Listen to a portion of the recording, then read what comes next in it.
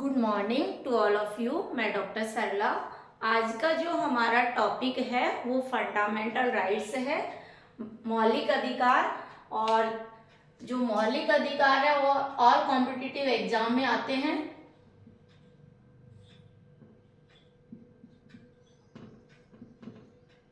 वैसे तो मैंने पहले भी इसका वीडियो डाल दिया गया है, लेकिन जो फंडामेंटल राइट्स है उसके जो आर्टिकल महत्वपूर्ण है कि कौन कौन से आर्टिकल पूछे जाते हैं या कौन से मूल अधिकार पूछे जाते हैं, तो इसको हमें सीधा सीधा जो फैक्ट है उसको समझेंगे। सीधा आता है भाग 3 से ये लिए गए हैं और संयुक्त राज्य अमेरिका से लिए गए हैं, ये भी ध्यान रखना है आपको। और अगर आर्टिकल की बात करें तो आर्टिकल में 12 से 35 तक इनका उल्लेख किया गया है। अब देखिए, इसमें पहले 7 मौलिक अधिकार थे, लेकिन अब वर्तमान में 6 मौलिक अधिकार है। तो हमारा जो कॉन्स्टिट्यूशन बना था उस समय 7 मौलिक अधिकार थे, लेकिन बाद में 44वां संविधान संशोधन 1978 के तहत संपत्ति के अधिकार को निरस्त कर दिया गया और इसको 300 क में जोड़ा गया, जो विधि का दर्जा दे। तो ये भी वेरी मोस्ट क्वेश्चन है। तो सबसे पहले तो हम फंडामेंटल की बात कर लेते हैं कि ये वर्तमान में 6 हैं। फर्स्ट है इक्वलिटी।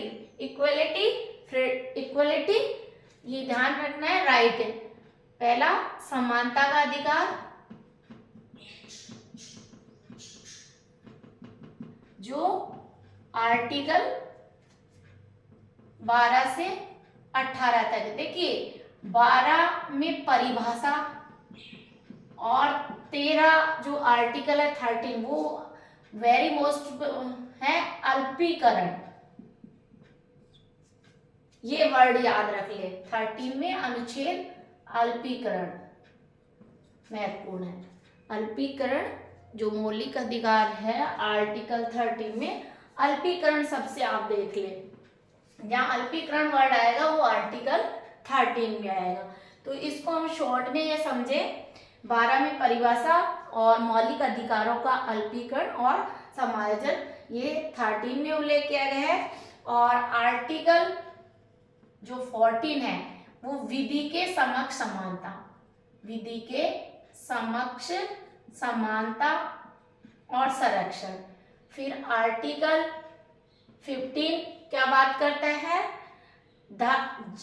धर्म, मूलवंश, लिंग, जन्म के आधार पर इक्वलिटी, यानी व्यक्ति धर्म के आधार पर, जन्म के आधार, लिंग के आधार पर कोई भेदभाव नहीं किया जा सकता, ये ध्यान रखना है।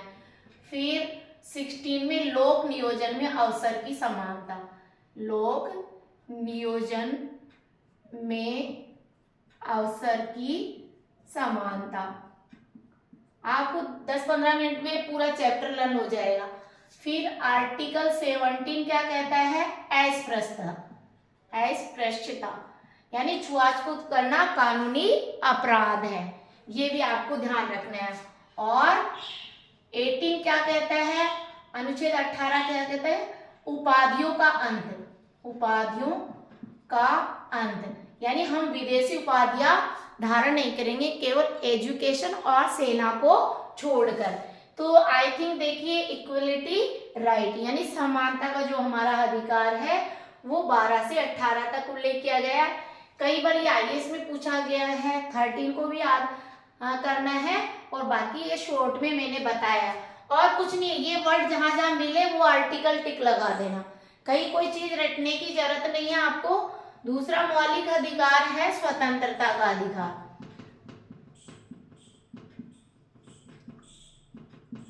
फ्रीडम राइट, स्वतंत्रता का अधिकार। अब देखिए स्वतंत्रता का अधिकार की बात करें तो 19 से 22 तक उल्लेख किया गया है। आर्टिकल 19 सीधा सीधा क्वेश्चन आता है, अभिव्यक्ति की स्वतंत्रता या प्रेस की स्वतंत्रता। तो आर्टिकल 19 फर्स्ट में इसका उल्लेख किया गया है। और इसमें जो 19 में 6 प्रकार की स्वतंत्रता है, जैसे प्रेस की स्वतंत्रता है ना, विचार अभिव्यक्ति या प्रेस की, भाषण की स्वतंत्रता, भ्रमण करने की स्वतंत्रता, संघ और सम्मेलन करने की स्वतंत्रता, सभा करने की स्वतंत्रता और कहीं पर जाकर बस जाने की स्वतंत्रता और व्यापार, वहां पर फिर व्यापार और कारोबार करने की स्वतंत्रता। ये 19 आर्टिकल में 6 प्रकार की स्वतंत्रता का उल्लेख किया गया है, तो ये भी आप लर्न कर ले। फिर हम बात करें 20 की, अपराधों, अनुच्छेद 20 में अपराधों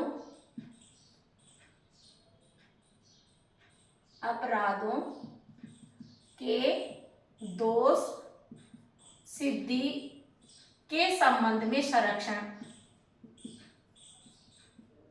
अपराधों के दोष सिद्धि के संबंध में संरक्षण। जब तक उसको एक अपराधी कानूनी लीगली रूप से अपराध घोषित नहीं किया जा सकता है, या एक व्यक्ति को एक बार ही अपराध के लिए एक बार ही सजा हो सकती है, तो अपराधों के दोष, जब तक उसका अपराध दोष नहीं ठहराया जा सकता तब तक उसको उसमें जेल में नहीं डाल सकते, ये ध्यान रखना है। उसके अपराध को सिद्ध करना ही होगा। तो अपराधों के दोष सिद्धि के संबंध में संरक्षण, तो ये 20 अपन कहते हैं 20 है, यानी अपराधी है, तो आप 20 आर्टिकल से आप लर्न कर सकते हैं। फिर जो ये 21 है, वेरी वेरी मोस्ट है। मैं मतलब फंडामेंटल मैंने डाल दिए, लेकिन एग्जाम पॉइंट की दृष्टि से, पॉइंट ऑफ एग्जाम की दृष्टि से देखें तो कुछ आर्टिकल ऐसे हैं जो बार बार कॉम्पिटिटिव एग्जाम में रिपीट हो रहे हैं। तो ये है जीवन और शिक्षा का अधिकार, जीवन और शिक्षा का अधिकार। अब बताए क्या यही आर्टिकल दिया जाता है और बच्चे उलझ जाते हैं, कॉम्पिटिटिव एग्जाम देने वाले उलझ जाते हैं कि भाई जो मौलिक अधिकार है वो तो समानता का अधिकार है, स्वतंत्रता का अधिकार है, ये जीवन का अधिकार कहाँ से आ गया?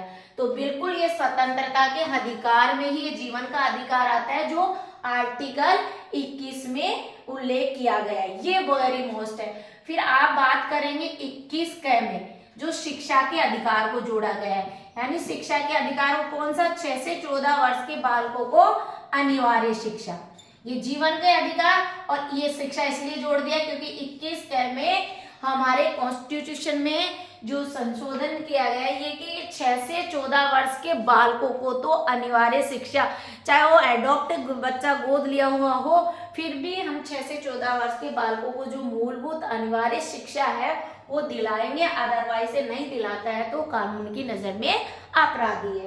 क्लियर? और 22 निवारक निरोध अधिनियम, बताइए कितना इजी हो गया सर। हम नजरबंदी निवारक निरोध अधिनियम उसका उल्लेख 22 में किया गया। अब बताइए कहाँ हमने रटा? आप देखिए थर्ड हम बात करते हैं, तो तीसरा मौलिक अधिकार है वो कौन सा है? शोषण के विरुद्ध अधिकार, शोषण के विरुद्ध अधिकार। और शोषण के विरुद्ध अधिकार की बात करें तो आर्टिकल 23 और 24। अब देखिए एक्चुअल क्या है, आर्टिकल 23 ऐसे लिखा आता है बलात् श्रम निषेध।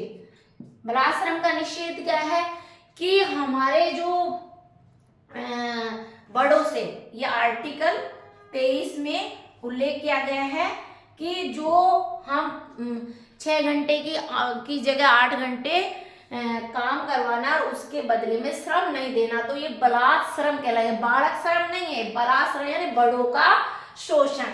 और आर्टिकल 24 में किसका उल्लेख किया गया है कि जोखिम भर कल कारखाने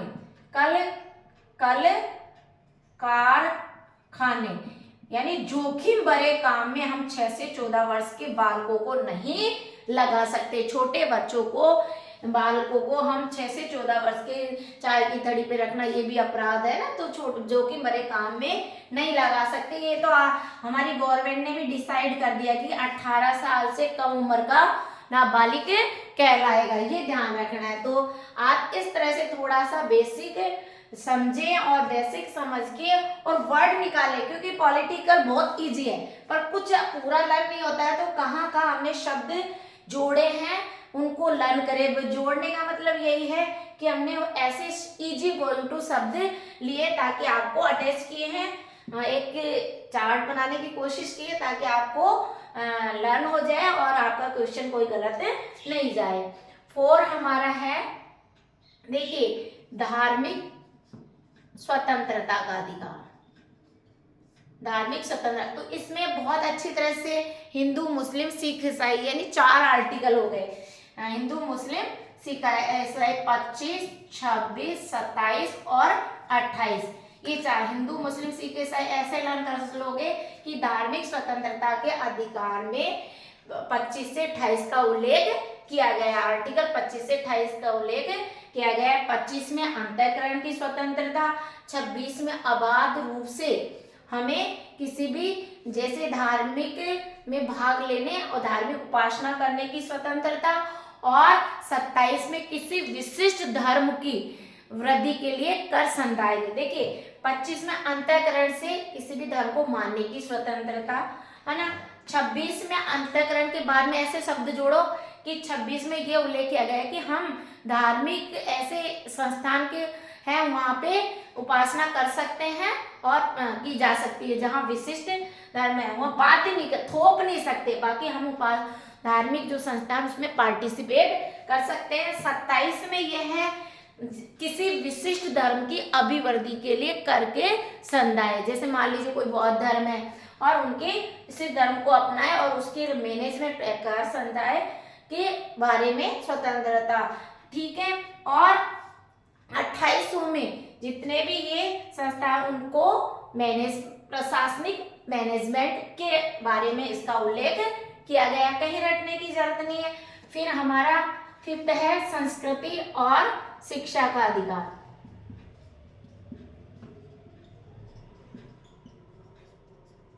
अब ये जब स्पेशली आया तो ये 29 और आर्टिकल 30, यानी कि 29 में अल्पसंख्यक वर्गों को ओबीसी से याद रख लीजिए, अल्पसंख्यक वर्गों को शिक्षण संस्था स्थापना करने की स्वतंत्रता है। और 30 में इसका मैनेजमेंट, अल्पसंख्यक वर्गों को शिक्षण संस्था का मैनेजमेंट, प्रशासनिक मैनेजमेंट, उनका संचालन किस तरह से होगा ये पूरा मैनेजमेंट का उल्लेख प्रशासनिक, तो आप 30 से याद रख सकते हैं। और 6ठा जो मौलिक अधिकार है, 6 नंबर का मौलिक अधिकार है वो संवैधानिक उपचारों का अधिकार, संवैधानिक उपचार का अधिकार, और जिसका उल्लेख सीधा सीधा आर्टिकल 32 में किया गया है। और आप ध्यान रखिए यदि हमारे इसका उल्लंघन होता है तो हम सुप्रीम कोर्ट में जा सकते हैं। दूसरा यह है इसमें 5 प्रकार की रिट जारी की गई कि व्यक्ति अपने राइट का, अपने अधिकारों का किस तरह से यदि शोषण होता है तो किस तरह की याचिका दायर कर सकता है और सुप्रीम कोर्ट में जाकर अपना राइट ले सकता है। पहला बंदी प्रत्यक्षीकरण,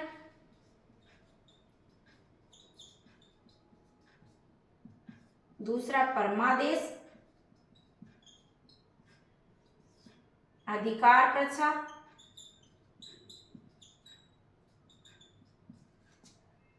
बंदी प्रत्यक्षीकरण, परमादेश, प्रतिषेध, उत्प्रेक्षण और अधिकार प्रथा।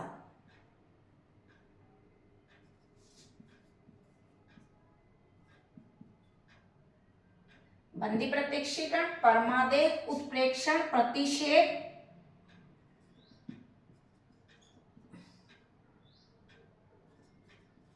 और अधिकार प्रथा, ये 5 प्रकार।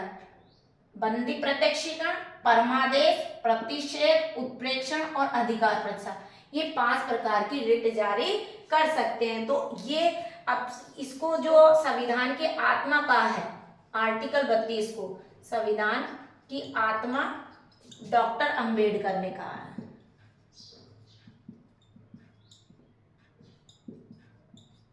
अब यहां से इससे ज्यादा बाहर कोई क्वेश्चन नहीं आया जाएगा आपके और कॉम्पिटिटिव में। ये जरूर हम आदेश देते हैं, ये क्वेश्चन भी आईआरएस में आया है, हम आदेश देते हैं। इसमें कौन सी रिट का उल्लेख किया गया, ये चारों ऑप्शन देंगे तो ये हम आदेश देते हैं, तो परमादेश रिट आएगी। रिट का मतलब होता है याचिका, ठीक है, हम आदेश देते हैं। ये भी कॉम्पिटिटिव एग्जाम में कई बार आ गया है। तो इस तरह से आप थोड़े कोई भी कॉन्सेप्ट को समझेंगे। और आपके तो और मोस्टली आरएस और आईएएस में ही प्रॉब्लम है कि हमें थ्योरी लिखनी पड़ती है। जो आरएस और आईएएस लेंगे वो तो मेंस में ये थ्योरी लिखनी पड़ेगी, लेकिन आपके ऑब्जेक्टिव में तो डायरेक्ट अगर ये बेसिक चीज आए तो आप डायरेक्ट आंसर लगाएंगे, आंसर पे टिक लगाएंगे। आप उससे पूछ लिया जाता है प्रेस की स्वतंत्रता का उल्लेख किसमें किया गया है, क्वेश्चन ऐसे बनेगा, प्रेस की स्वतंत्रता का उल्लेख किस अनुच्छेद में किया गया है।